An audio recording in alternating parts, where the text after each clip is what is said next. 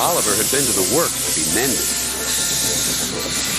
Some troublesome cars tripped him. The Great Western engine fell into the turntable well.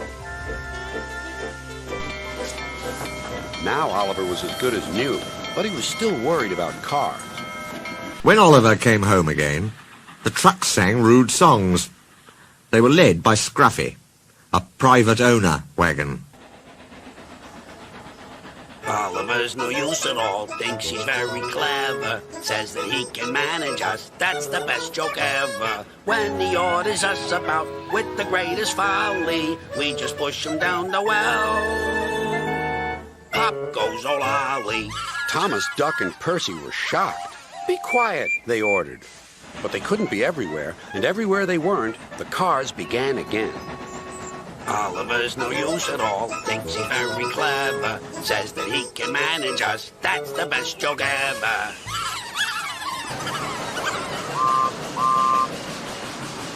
At last, the engines gave up. We're sorry, Oliver, they said. It's really my fault, said Oliver sadly. I shouldn't have fallen in the turntable well. Toad, the Brakevan, felt sorry for Oliver, too.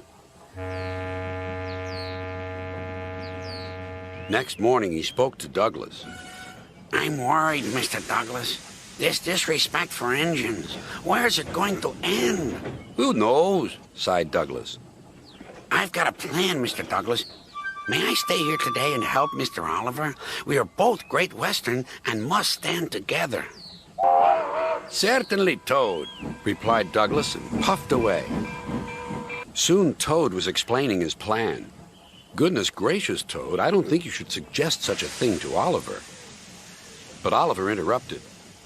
No, Duck, Toad's right. It's really my fault. I must put this trouble right.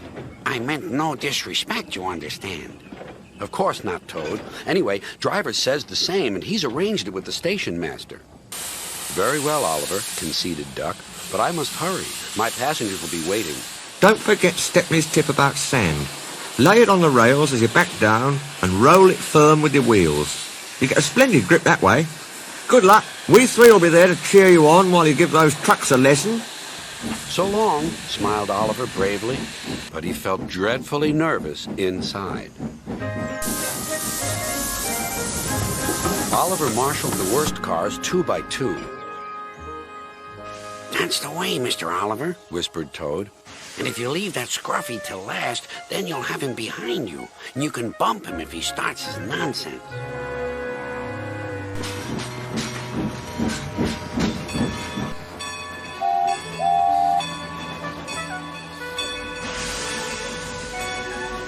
Duck arrived to find them ready and waiting.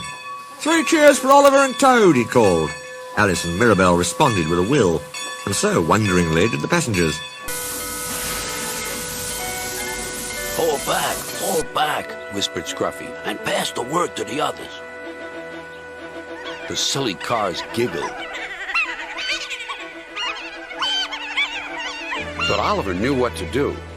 There was plenty of sand on the rails, and his wheels gripped splendidly. He gave a great heave. Oh, groaned Scruffy. I don't like this. Go on, yelled Duck. Well done, boy, well done. Oh, wailed Scruffy. I'm coming apart.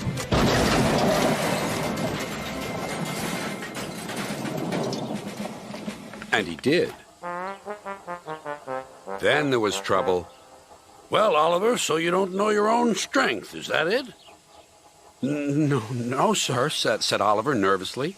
So Topham had inspected Scruffy. As I thought.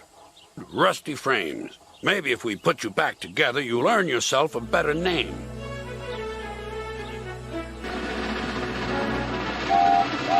Nowadays, Oliver only takes the cars when the other engines are busy.